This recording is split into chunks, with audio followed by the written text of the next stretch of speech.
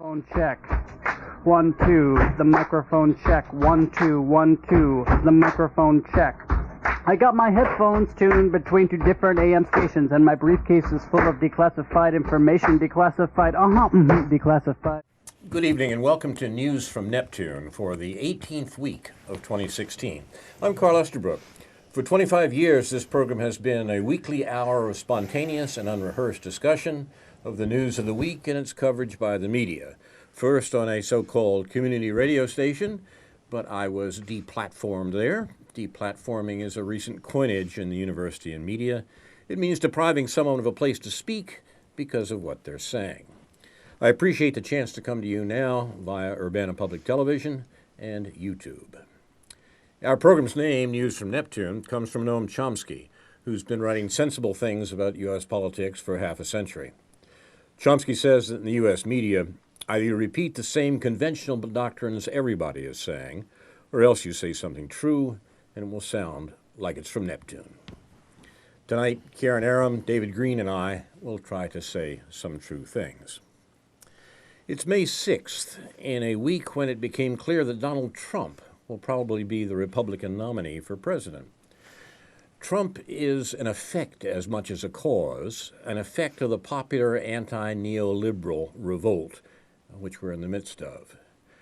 That revolt has also produced Bernie Sanders and suggests a realignment of U.S. political parties, interestingly enough. The Democratic pollster Pat Cadell writes this week, I quote, "This is the most stunning takeover of a political party since William Jennings Bryan took over the Democratic Party in 1896, when the U.S. was changing into an industrial country. This has never been seen in modern times," says Cadell. "Donald Trump has done this takeover, and it's not he that's taken it over, the voters have. Voters in the Republican primary have overturned what they do not like for a new paradigm." So says Cadell. Trump's campaign is in tune with a wave of popular sentiment that confounds general election analysis, much as it disrupted efforts to handicap the GOP primaries. How many people do we hear say, Donald Trump will never be nominated, Donald Trump can't possibly be president, Donald Trump will be laughed off the stage with the other serious candidates? Who'd have thought the Republican race would end before the Democratic race, Cadell asks. Analysts for a year and a half have been wrong about everything because they have no idea of the revolts and the revolution going on in this country from left to right over corruption, over trade, and over the economy. Cadell notes that the Democrat insurgent Bernie Sanders has taken positions on trade and political corruption similar to Trump's. We're having a paradigm change of enormous proportions. The whole year is historically different. It's history in the making. You know, we're in the middle of a maelstrom, says Cadell.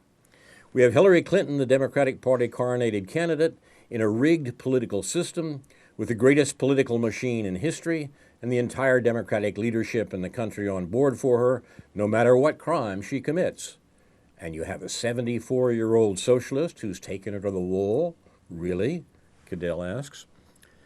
He agreed that Bernie Sanders' persistence in the Democrat race was even more surprising, given that he's barely touched the corruption issue, one of the most powerful weapons that could be deployed against Clinton, those connections between the actions of the State Department and the money given to the Clinton Foundation. Cadell said the ruling class has become so arrogant and corrupt that it doesn't see the anger it has created among voters. Quote, "I've watched these people in the establishment who don't even care as long as they can preserve their position and power. The 89% of the American people who believe that these people are only interested in preserving their position and power at the expense of the United States and every American in it, and these people cannot understand the revolution going on. Are the American people in a full rejection of the permanent political class of both parties?" Cadell says if there were any kind of fair system, if Iowa had not been stolen, which is what happened, Bernie Sanders won Iowa, if it was any kind of fair system, Clinton would be gone. Americans are saying, I keep falling further and further behind economically. My kids don't have a future. But the very people who have put the country in that state stand up there and pretend that nothing has happened and say, if you people would just go back to your huts and behave. Forgive me for dusting off something I wrote for Counterpunch about 4 years ago after the last presidential election. It seems to me apropos of where we are. Policy is generally insulated from politics in America. Regardless of the outcome of even presidential elections, economic and military policy remain much the same from administration to administration, even as in 2008, when one candidate promises change. Campaigns are rarely decided on issues. Rather, candidates are marketed like toothpaste. Presidential elections do, however, sometimes provide an occasion for the political realignment of various social groups. After 1932, for example, a large part of the American working class allied with the Democratic Party as a result of the Great Depression. On the other hand, in 1968, the Republicans destroyed the Solid South, which had voted Democratic since the end of Reconstruction. In the history of the U.S. since its founding, successive social groups have dominated the national politics and economy. Southern plantation owners, northern industrialists, Midwest agriculturalists, overseas investors, they've all had in common the fact that they were too few to rule on their own, especially in a polity that was ostensibly democratic. Each group needed allies from other classes and groups to make their writs run. But these alliances were unstable because of the conflict of interests among the various groups, even when they were allied. The great realigning election of the 19th century was, of course, 1860, followed by the Civil War. But 1896, as Pat Caddell suggests, has some claim to the title of a realigning election as well. That now largely forgotten election was a sweeping victory by Republican William McKinley over William Jennings Bryan and his Democratic Party, which brought to an end a generation of social agitation that followed the Civil War. After the war, Republicans had said, we ended chattel slavery, now it's time to end wage slavery. And socialism first bloomed in North America from the 1860s to the 1890s in the populist movement. But Bryan's defeat in 1896 meant the Republicans dominated national politics until the 1930s. The only Democrat president in that period, Woodrow Wilson, largely adopted the Republican platform at home and abroad. Realigning elections seem rarely to be explicitly about the realignment. In 1932, Franklin Roosevelt ran on a platform of a balanced budget and instead produced the New Deal. And in 1860, Lincoln promised not to disturb slavery in the South, but instead launched the Civil War. The realignment occurs anyway, often after the election is over. Both the New Deal and even the Civil War were afterthoughts, as it were, of a winning party driven by necessity. 1860, 1896, 1932, 1968, it may be coincidence, but realigning elections for a century and a half or more seem to occur about every generation and a half. Historians' rule of thumb is that a generation is the amount of time it takes for you to achieve your parents' current age, roughly 25 years. On that schedule, a schedule of a generation and a half between realigning elections, we're overdue. The development of the last generation and a half would seem to favor realignment. While real wages for the vast majority of Americans have been flat or declining for 40 years, the tiny economic elite, the 1%, has amassed wealth at an accelerating rate. The few rich are getting much richer, and the many poor much poorer. The financialization and planned deindustrialization of the U.S. economy in the same period has widened the chasm of economic inequality. The current alliances, the current political parties, seem unstable. I wrote 4 years ago, is it possible that Barack Obama, master of the child-killing drones and the austerity-producing grand bargain, in his triumph will be accosted by a new Republican Party, anti-interventionist and anti-Wall Street, or isolationist and libertarian if you prefer.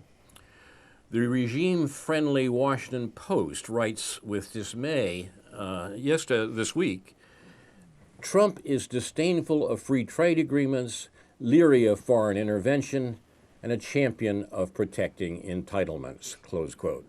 This morning, the Washington Post worries that Trump will appoint, of all people, the isolationist Ron Paul as Secretary of State. That's driving the neoliberals and the neocons crazy. So they're flocking to the reliable pro-war, pro-Wall Street candidate, Hillary Clinton. So it may indeed be time to realign. You're listening to News from Neptune, and I Told You So edition.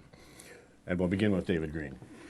Thanks, Carl. I would mention, just in relation to what you said, the Jacobin magazine and their online blogs have really provided some of the best insight, especially in terms of historical background of what's going on recently, especially in terms of the evolution of the political parties historically and especially since World War II.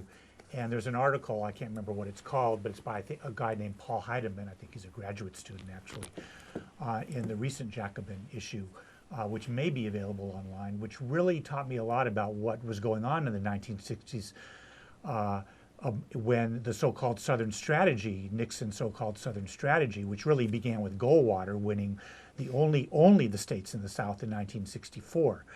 But what I learned from that had to do with democratic strategy. It had to do with people like Michael Harrington and a character named Max Shachtman, who probably nobody's ever heard of anymore, and a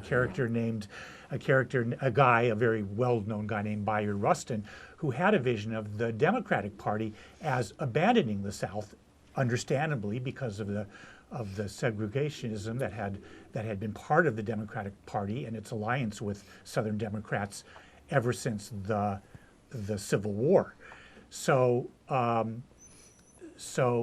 there were really lots of choices being made in the 1960s. The Democrats, like Michael Harrington, the most well-known socialist from that era, his strategy turned out not to work, obviously, the way he intended it to work. The Democratic Party did not become a socialist or quasi-socialist party. So here we are almost 50 years later, still talking about how the Democratic Party can represent even watered-down socialist values, such as are being put forward by Bernie Sanders. There's a lot to say about that, but let me jump into what some of the comments that I more or less prepared in my head to present today, having to do with the things that I've been thinking about since I've had so much time while standing around in front of the Champaign with the Public Library, waiting for people to sign a petition to get on the ballot to run for Illinois State Senate. It seems like, if I get 20 signatures an hour, that's a good thing, but that only really takes 10 minutes to do that. So I've got another 50 minutes to enjoy the nice weather and not enjoy so much what's going on in my head regarding the current political process or anything else. But we've had some recent editorials in the News Gazette, none of which, of course, can be taken seriously at any level, but they are insisting that we simply cannot have a progressive or fair tax in this state in order to at least partly address the deficit and the need of our state government for more funds. And they are arguing that there's simply you simply can't get enough money from the rich people who have all the money. You're going to have to get some of the money for poor people who have almost none of the money. So when you look at income, sorry to get wonky on you here, but it's pretty straightforward. The bottom 50% of the income families or households get 10% of the income. The top 50% get 90% of it. If you look at it in quarters, the top 25% get 2/3 of it, and the bottom 3/4 get the other third. Or if you look at the top 10%, they get almost half of it, and they get almost a third of it. So there's different ways of looking at this, all of which argue for the fact that, yes, the money is to be gotten from the wealthier people, not from the poorer people, But the people that are advocating the so-called fair tax at the state level, the Democrats who made a proposal a few days ago, which is already dead, which was not the least bit serious, and which is already dead, as the Democratic proposals always are. A proposal that only proposed to gain another $1 or $2 billion, which sounds like a lot of money, but it really isn't in the context of state economy and the state tax. And it really isn't in terms of what we actually need to get the state on track to be a decent state and to provide people with the services that they actually need. So it's, again, it's both parties playing both aspects of this narrow ideological spectrum that we're dealing with here in this state, Democratic, Republican, which are not proposing are not making serious proposals to revamp the tax structure in this state. The main thing that people need to understand, and as I've been talking to some people who care to talk about these things while I'm haranguing them to get a signature, while at the same time I'm saying to them, you know, it doesn't mean just because you sign you have to support me, it's just to get on the ballot. And they say, yeah, but I want to know this and I want to know that. They want to know about me, and that's good sometimes. Sometimes it's not so good. Sometimes it's a waste of my time, but that's the way it goes. So, I'm telling people that I'm going to be honest about the taxes that need to be raised to make this a decent state, where the money is, and how it should be raised. But the main thing to understand is that we have a regressive tax system in this state overall. State and local level. This has been made very clear year after year by very good studies with very good methodology by the Institute for Taxation and Economic Policy. You can look for it online. You can look for each state, and you could look for the regressive nature. Almost every state has a regressive combined state and local tax structure. Illinois is one of the most because of our flat tax and our dependence on the sales tax. So you have people in that bottom 20%. The income brackets that probably make less than 5% or less than 2% or less than 1% of the total income being taxed at an overall rate of about 13%, whereas you have the richest people in the top 1% paying a rate of only 4 or 5%, and generally in that top 20%, you have people. It goes down as you go from the top 20% up towards the top 1%. You go from about 8% to 5% to 4%. But those wealthy households are paying less taxes, combined state and local, to fund the schools and higher education and healthcare and all the things that we do in this state. Any politician or any proposal, the first thing it should do is should tell you what the progressivity of that proposal is going to be, how it deals with the regressive nature of our current tax system. That's something you will never find. And I don't even necessarily think that the Green Party at the state level has done a good job. Obviously, even though it's for the progressive tax and is supporting the LaSalle Street tax, the financial transactions tax, hasn't made clear what the outcome of all these taxation policies would be. So I think that any serious proposal has to address that. And when you were talking about the $1 or $2 billion that this Democratic proposal that died in 2 days, well, we're talking about getting the money at the state level to deal with our debt. We're getting the money at the state level to deal with our pension issue, our backlog of pension contributions. We're talking, I should feel, about getting the money at the state level to fund K through 12 education on down 100%. Not to not to have local reliance on local property taxes to fund K through 12 education, because it obviously is unfair to poor children. Not only the poor children being less funded, their parents are paying a higher tax burden to fund them because they don't have the property values based upon which to make those payments. So that should be talked about at the state level. And beyond that, of course, we should be talking about single-payer health care at the state level. And what single-payer health care would do is even though it would raise taxes, there would be a substantial net gain in our state economy in healthcare expenses when you figure it all out. That would certainly amount to billions of dollars. And when people are talking about how are you going to pay for this, how are you going to pay for that, well, I don't, the general answer is you raise taxes to pay for this or pay for that. And you raise taxes in a fair way. But you could also talk about changing the system in a way that even counters having to raise taxes with savings in the private sector. A single-payer healthcare system would put much more money in the hands of families and the businesses and corporations that are now paying for private health insurance plans for their workers and their workers' families. So all of these things need to be put together. They need to be put in a context. They need to be put in a context of how rich a state we are, what we can really afford, what the people want and have a right to, and that would be things like universal health care, free higher ed, free daycare, free preschool, obviously free K through 12, a much better infrastructure system, and many other aspects of the state economy that we can afford in what we are still something like the 15th richest per capita state in this country. But we cry poverty, albeit that many of these problems are at the federal level. Albeit that we should also be talking about single-payer health care at the federal level, cutting back on military spending and so forth. But when the News Gazette editors talk, or even when the Democrats, especially when the Democrats talk, they never put anything in context. They never let you see the big picture. We're always picking about this and picking about that, and how do you pay for this and how do you pay for that? I don't agree when Bernie Sanders proposes free higher ed. And he's asked, how are you going to fund it?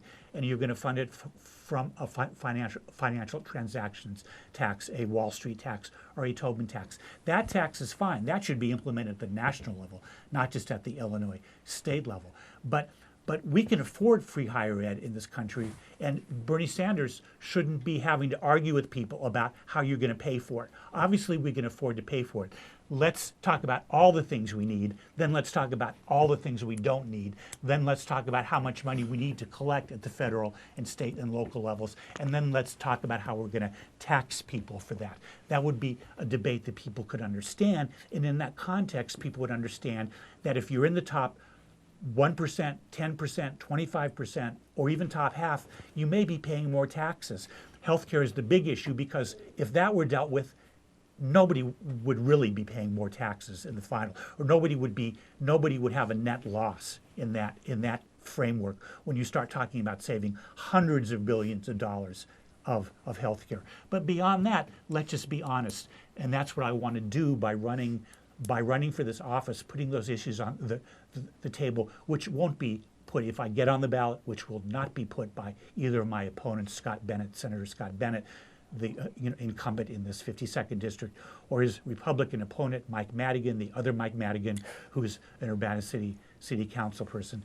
That's what I want to get people to talking about. And I fear that I'm going to have just as much trouble getting getting what I understand to be the local progressive people to talk about this sort of thing honestly as I am anyone else, because they're going to be ducking for cover within the Democratic Party. We have a perfect opportunity here to show that the Green Party is offering an alternative. People know me by now. They know who I am. They can make the choice to vote for me or not. But all I will be asking people is if you agree with the clear difference between my proposals and what the other candidates are saying, the next step is to actually vote for it. Thank you very much, David. You're watching News from Neptune. And I must say that Messrs. Bennett and Madigan have an open invitation to come on News from Neptune and respond to David if they wish. They're waiting outside right now. Well, that would be delightful. And the only one who would suffer from that is, the audience, who wouldn't hear Karen Aram in the next section. So. I'll pass then. Let them in. I'd like to hear what they have to say. We would be happy to find time, at an appropriate time, for them to talk about the matters that David is talking about. And in fact, I want to talk about the matters David has brought up, and I'll hope to have a chance to do that in a few minutes. But we will now go with Karen Harris. Okay, well, first I want to say, here, David, I'm with you. Well, you were the one complaining about us not mentioning the Green Party enough Yes, on I News from have. Neptune. I So there you have. go. So I've there you go. overcompensated. You knew you had to because I'm here. I've always been the kind of person who overcompensated. You had to because I'm Yeah. here today. Yeah. Yeah. Okay. On local elections, what do I have to say about it? Not very much. I'm not really familiar with it, except I do support you. As far as our national is concerned, yeah. I was listening to something today by Kashama Sawant on Democracy Now! Where she was interviewed. She's the mayor of Washington State, and she was making the point that she's supporting Bernie, but she's urging Bernie to join up with either go as an independent or join up with the Green Party. And she will absolutely not support Hillary, as most of us will not. And she was actually, she's really saying that she will vote for Jill Stein of the Green Party, if that's the only option. Now, I'm going to vote for Jill Stein no matter what, no matter who wins the primaries. But we have a lot of work to do for you to be able to vote for it. Right, I know. Get them on the ballot. Just want our exactly. listeners to understand Yes, that, yes. so Well, that they make a point to sign the petition at the Right. farmers market in the coming Right. weeks, or get in touch with us if you want to sign it. yeah. And yes, definitely. And Sorry to interrupt. No, I'm glad you did. And people will see me wandering the streets with you on occasion too. That could be taken in a number of ways, Karen. Well, no, I'm wandering the streets with my clipboards getting Yeah. signatures signed up. Yeah. My concern is foreign policy, and the fact that most of our taxes go to support the military and support killing and destruction and with nuclear weapons. That says a lot to me. And while Trump has been saying some good things related to foreign policy, nonetheless, I'm an extreme skeptic, given the fact that he's also said some bad things about domestic policies related to immigrants and walls, et cetera, which is what gets so promoted by the mainstream media. And that's why it almost appears that Trump will win the Republican, he's already won the Republican consensus to our primaries. People are going in droves now to support Hillary because they don't want Trump, because they don't like him, but they're failing to really look at the real critical issues out there, where our taxpayer money is going. And I think I heard recently that we support NATO. I think it's something like 82% of the support for NATO is coming from the U.S. It may be more than that. I don't have the exact amount. You can correct me if I'm wrong on that. But most Americans have no idea because they're NATO. It's like, well, what's NATO? Well, it's on the border of Russia right now. And we know that the U.S. military has such a huge presence with nuclear weapons and our military bases all around the South China Sea. And this is all provocations to China, just as provocations along Crimea to Russia. That doesn't mean we're abandoning the Middle East. There's some suggestions that, we're abandoning the Middle East, and suggestions that Obama, he doesn't have a policy. He's just kind of scattered and weak. No, there is a policy, and it doesn't matter what U.S. president we get in. If they represent the Republicans or the Democrats, they're going to follow that policy. Because that policy has been laid, I think the framework has been there since World War II, maybe even before that. Carl, you've talked a lot about that. It's so serious. I mean, it's like you've also always pointed out, we send so much aid to Israel. I think they're the #1 recipient of U.S. aid from the... What's called foreign aid. Foreign aid. Which is, in their case, is military aid. Well, that's what I mean, foreign aid, which is military. And somebody asked me recently, well, why do we give aid to Israel? I'm like, so they can buy our weapons, our military weapons. It's just a transfer. This is and then what do they do with it? I mean, look at the slaughter that took place in Gaza in 2014. So, with very little provocation. So it with no provocation, literally. So this is what the American people have got to recognize. I see no difference between the Democrat Party and the Republican Party.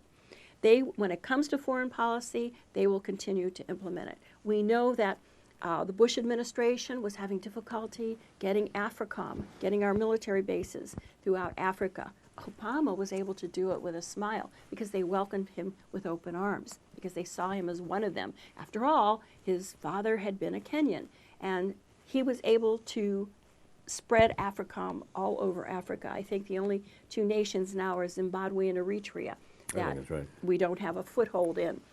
I mean, and part of it's because, well, we know Africa is rich with natural resources, but it's also because of Chinese investment.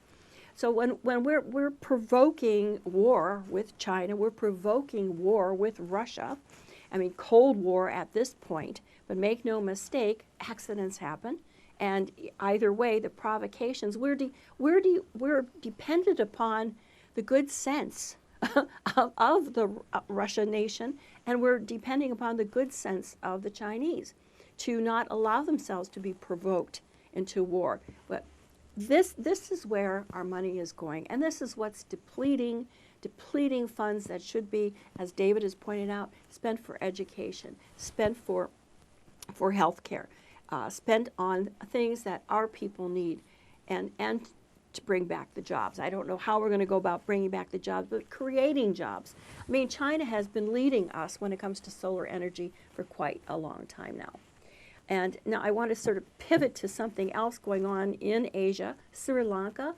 I talked about Sri Lanka on our AWARE program, how in 2015 they had an election and the winner was the U.S. favorite. I mean, the U.S. was very supportive of this person who took over and won. And I won't go so far as to say we manufactured it. It was not regime change. It was actually an election. Well, now exactly what was thought has happened. They brought the IMF in. They have implemented austerity program. And now they're going to implement, in order to afford the loans that they have taken out from the IMF. And we know the dangers that imposes. Look what's happened to Greece as just one example. When they take out these loans that support the elite and the banks, now they're going to implement a 15% VAT. Now, the good news on that is that they're not going to apply their value-added tax to food products and a lot of things that Thailand did in 1998 when they implemented a 7% VAT. They just put it across the board. So the poor rice farmers, they had to pay 7% VAT just to buy a bag of rice, even though they had absolutely nothing to do with the financial breakdown. But Sri Lanka is not going to do that. They're a little smarter, but make no mistake, there are going to be problems and they're going to be so indebted that they're going to end up, I mean, these nations become our puppets is what happens.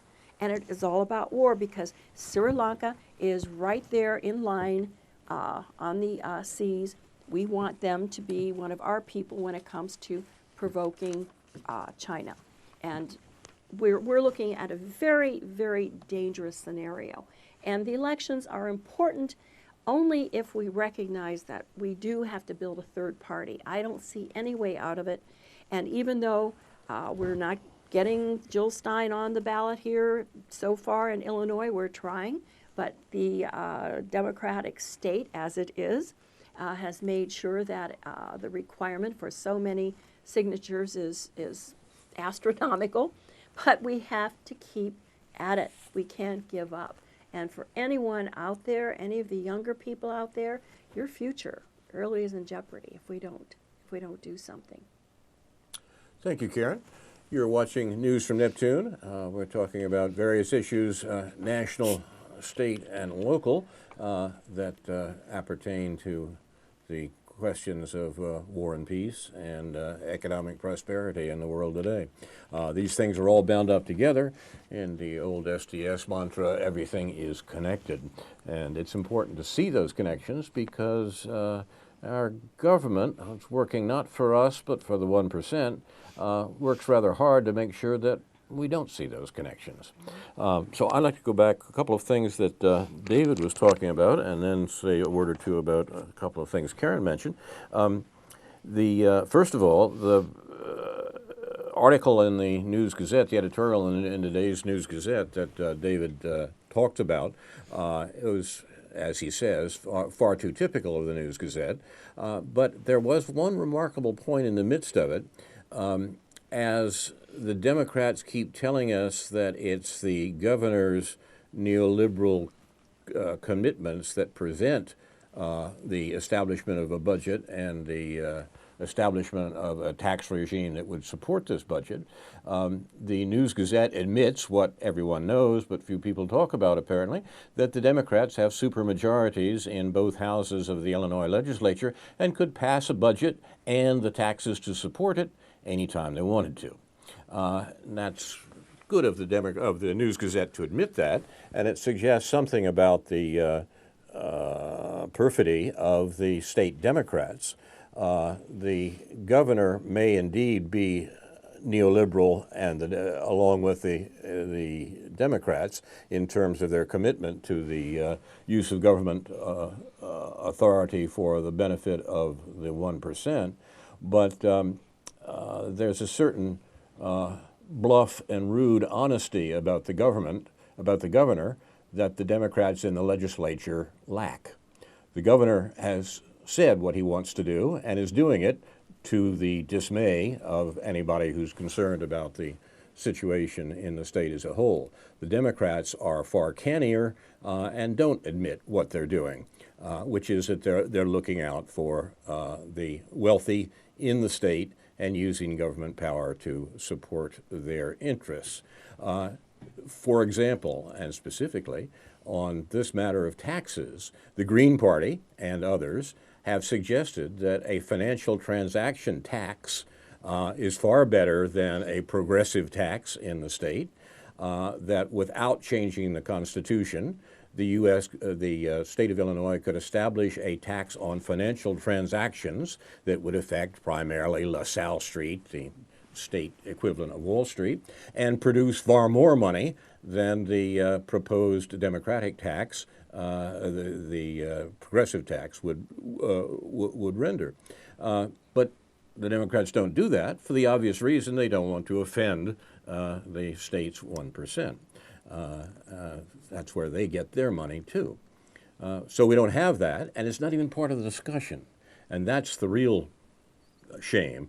It requires the Green Party and my colleagues to make that point, and we should. But even when Carol Ammons and other Democratic legislators do bring the LaSalle Street tax into the conversation and say that they're making a proposal at the legislature, which they have, the same point that you're making applies. It's dead on arrival. It's not going to pass. It could pass if the Democratic Party supported it and kept people in line in supporting it, but they don't. So they're able to kind of have it both ways. They're able to say that they're for this tax without having to actually do it. And the point is then that the Democrats become the dishonest neoliberals. They're not telling us what they're doing. The governor's bluff honesty is in contrast with that. Yeah, let me also say that the proposal you're referring to that was talked about this week and in the newspaper this morning or yesterday morning, I forget what it was it was basically a proposal, I think, if I understand correctly, it was a proposal to put forward a constitutional amendment for a progressive tax. In other words, it isn't even the tax itself yet, but just putting forward the opportunity for people to vote on a constitutional amendment to allow for a progressive tax, which is now prohibited by the state constitution. Which in the best case scenario would be a number of years, would take a couple of years in order to change the Constitution, and then more to produce that sort of. So they're talking about something 4 or 5 years out at best. And they're not, as you point out, they're not serious anyhow. Yeah. So there's multiple barriers that are set up even before they come across. But still, whether it's a LaSalle Street tax, I'll reiterate this point because I've been sort of obsessed with it. Whether it's a LaSalle Street tax, there are smart people, there are policy analysts and number crunchers in institutes in this state that can provide a number of scenarios for taxation and spending.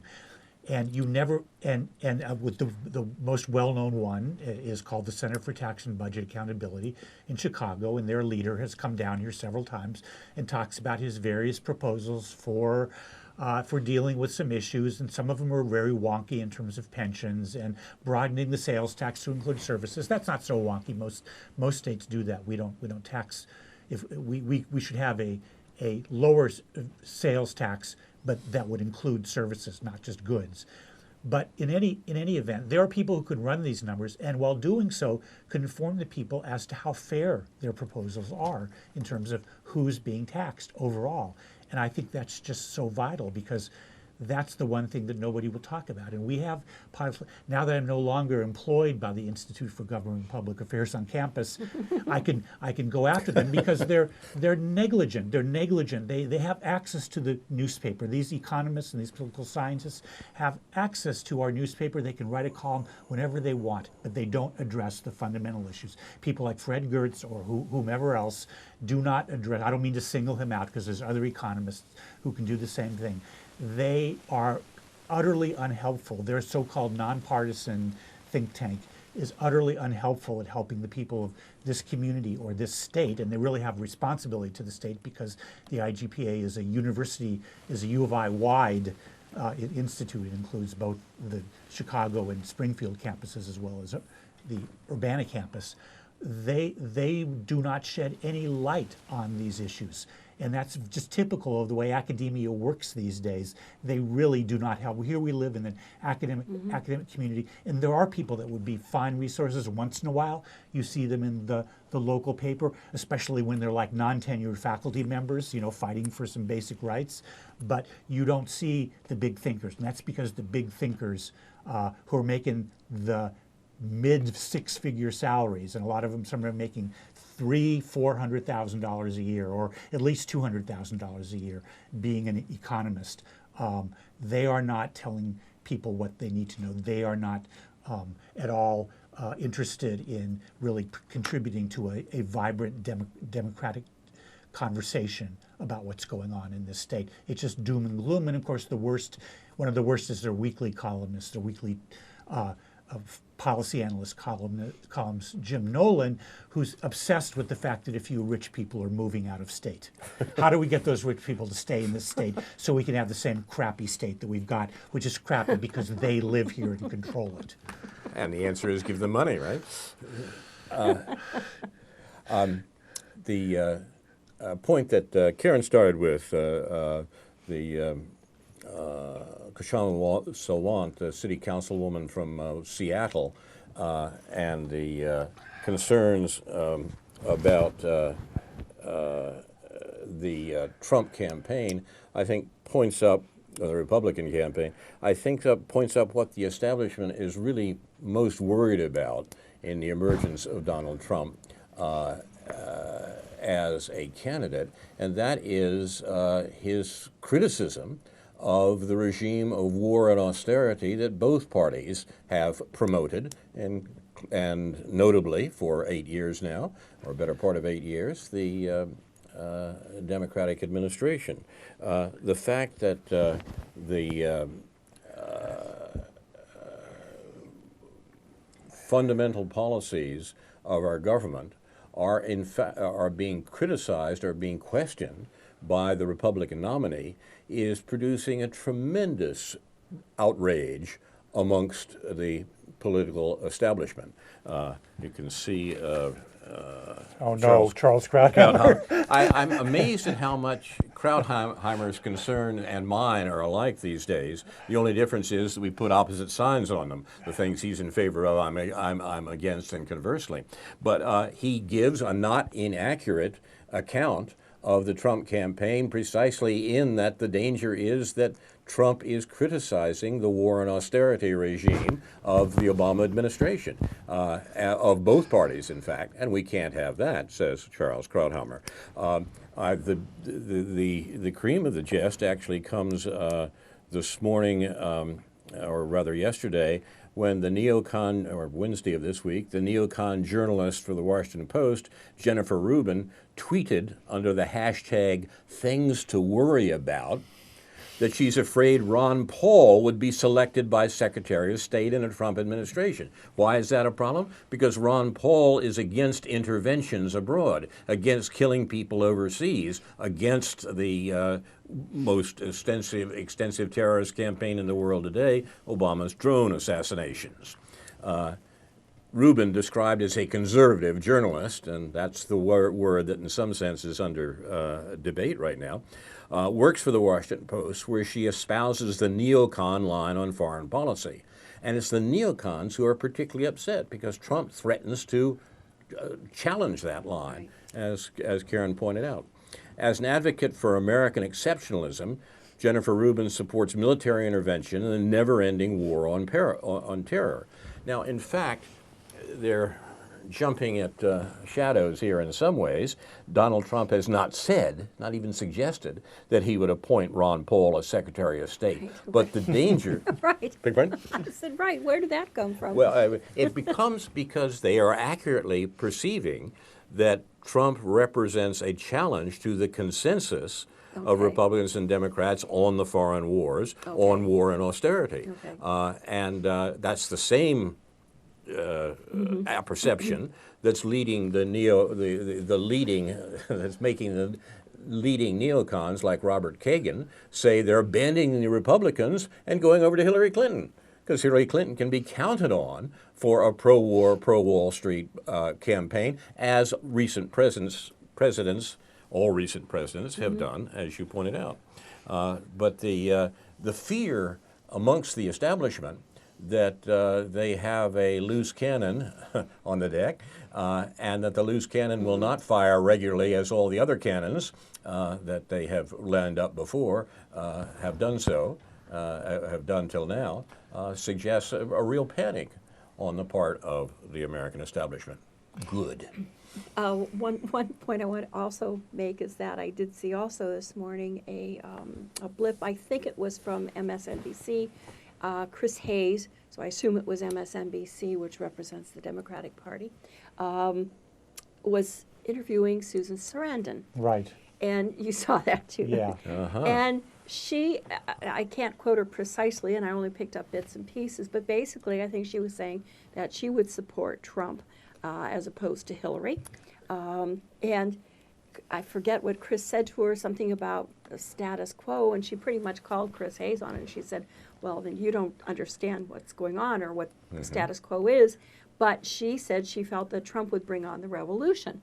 and now, but that's where I beg to disagree with Susan, because I think that what would happen is that you would have African Americans and immigrants fighting with a lot of white people, because there's been so much disharmony between those groups as a result of some of the things that has been promoted that he has said. But I think that's why I think, but I agree with her. There needs to be a revolution. There needs to be system change, and we're not going to get it with either the Democrats or the Republicans. I think that's my point. I may have missed the part where she said she would support Trump, or I'm not sure. Maybe she didn't say she would support him. I don't think she said that, and I'm pretty sure she didn't say that. She didn't say that she would vote for him. I think she was more emphatic about simply not voting for Hillary Clinton. Okay, I think you're right. Because that's what I heard. Yeah. I mean, what's interesting about this conversation is that there are a number of things going on. At the same time that people are worried that Donald Trump is going to be an isolationist, they're also worried that he's a crazy man, is going to have his finger on the trigger, on the nuclear trigger. Yeah, I've heard that too. And I don't know who's putting this out. I mean, anybody could be putting it out. And sure, if you're just irrational and you're doing, if you don't trust somebody's thought process, they just seem to jump from view to view, from action to action. They say whatever's on their mind. But I think it's pretty startling that the choice becomes, we can't vote for this guy. It's much more of a certainty that Hillary Clinton will likely invade some country if there's Yes. any country left Yes. that hasn't We been haven't been, invaded. Well, But yeah. it's much more certain that Hillary Clinton will leave a lot of dead bodies in her wake than it is that Donald Trump will get us into nuclear war. I mean, Hillary Clinton, one thing you can say about the neocons and the people who've controlled our foreign policy is that, as much as Noam Chomsky emphasizes the increasing danger of nuclear war, you know that these establishment institution people probably know how far they can go without threatening nuclear war. Whereas, you could maybe make the argument that Donald Trump just is going to want to deal with it that way. But that probably, of all the things you can say about Donald Trump, that's probably not even a fair thing. Of all the horrible things you could say about Donald Trump, that's probably not a fair thing to say about Donald Trump. And the contrast, the desperation of saying, well, you got to vote for this warmongering Hillary Clinton because we might get nuclear war with Donald Trump. Right, that's I mean, ridiculous, that's a yeah. pretty sad state of affairs, obviously. Yeah, Donald Trump is not a killer. We know that. He has not killed anyone. yeah. Unfortunately, Hillary Clinton is responsible for the deaths of many, and women and children. Look at Libya and look at what's happened in Honduras. I mean, just those two nations. Yeah, absolutely. And that is why anyone who really knows what's happening in the world recognizes that. There's no way we want Hillary. And she did it. I like the way it's been reported that Obama was able to accomplish with military bases in Africa with a smile what Bush couldn't have done in his fondest dreams. I actually look at Hillary and think of her going and destroying and killing more people with absolute gusto.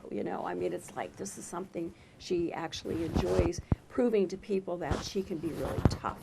And yeah, so I think the American people need to recognize that foreign policy is important. A lot of people, and I understand why, when you're focused on your own life and you're trying to survive, are not focused on foreign policy. So it's kind of like, well, what's happening out there doesn't really matter or have an impact. Oh, it most certainly does. It absolutely does.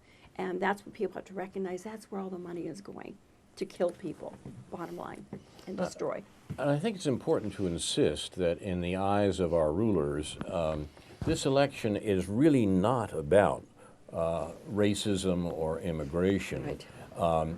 As the excellent commentator Glenn Ford puts it on Black Agenda Report, Hillary wants a crusade to defeat Trump's bigotry and leave her bankers alone. Yes. That's the issue. It's the Democrats, and Hillary particularly, for obvious reasons, who want to make sure that Trump's outrageous statements about race, about identity politics, as we've come to know it for a generation, are highlighted, because that means they do not have to talk about the things that are really central to the establishment's politics, war and austerity. And the fact that Trump and Sanders as well are talking about war and austerity is what really worries our rulers. So long as they can maintain a focus on identity politics, they probably don't have to worry too much about the electorate slipping away from them. But both Trump and Sanders have shown that that's a very real danger, and indeed our masters are worried. I'm not so sure that I haven't read that much about the profiles of the typical Trump supporter. There's a lot of talk about fascism, and there's been a lot of debate and some good education going on about what fascism really was, and what it might be, and what the relationship between the Trump movement is in regard to that. I haven't been convinced of any of the arguments that Trump is being followed by people who are potentially jackbooted thugs. I mean, I just haven't been convinced that there is a constituency of jackbooted thugs out there. We've got police forces, we've got a military and police forces in this country that have been doing a pretty good job of keeping people, under their boots, so to speak. And I'm not quite sure. Again, I think this is, as I stand out in front of the Champaign Public Library and I hear the comments, and people come up and you say, what are we going to do about this presidential election? Many are referring to both Clinton and Trump, but the assumption always is that Trump is worse, and that something has to be done about Trump. And I'm just wondering, and from the liberal perspective, that's what's going on now. The mainstream view is that something has to be done about Trump. And I fear that in the next few months, I'm going to be having some very unpleasant social experiences with people that I know and would even like about why they're so concerned about Donald Trump and not concerned about Hillary Clinton. Well, I almost see it as a setup. Donald Trump is now being used as the model for what we don't want in order to get people to support Hillary. That's what I see. I'm sorry. It's a setup. But I would vote for him only on the grounds, but I'm voting for Jill Stein, make no mistake, over Hillary, because he's willing to sit down and talk, as a businessman generally does, to negotiate with Russia, with China, over whatever issues are perceived, which is questionable. On the other hand, this usage that businessmen, they'll straighten out all the problems. They usually don't, simply because they're used to giving orders and giving instructions. So he comes off as authoritarian. And I think that's what they have used against him, that, he's authoritarian, he's fascist. No, it's just that being a businessman, being a manager, you do often come off as being somewhat authoritarian, because you don't have people questioning it quite so much. I think the question, though, really is what the probable next president of the United States, Hillary Clinton, is going to do, and there's no real mystery about that. Right. If there is any doubt at all that Clinton will follow the previous presidents, her predecessors, back to her husband, in terms of their penchant for war and austerity, there shouldn't be. She is quite in the mode of the Clinton, Bush, and Obama presidencies, and as Karen points out, she'll kill a lot of people when she becomes president. She's already done it as Secretary of State. Now, that should be the issue, because those policies will not change unless we have a major revulsion towards them by Americans. That's happened before. It's happened in recent experience. It happened in the late 60s in regard to the American war in Southeast Asia. It has got to happen to the even more extensive wars being carried on by the Bush-Obama administrations, and the Clinton administration can't be allowed to continue it. That seems to be the dimension of the matter, and so naturally they would much prefer we talk about whether Donald Trump is a racist or a misogynist or not, rather than whom Hillary is going to kill. You've been watching News from Neptune for the 16th week of 2016. I told you so edition, I called it, referring to the realignment of parties that does seem to be going on, in fact, I think, to almost everyone's surprise. I'm Carl Estabrook. My discussants tonight have been Karen Aram and David Green. Our thanks to our directors and producers, Jason and Yosef. Inshallah, we'll be back next week with a new edition of News from Neptune to remind you, in the words of Edward de Vere, what's past is prologue, what to come and yours and my discharge. In the meantime, confusion to our enemies and a good night to you.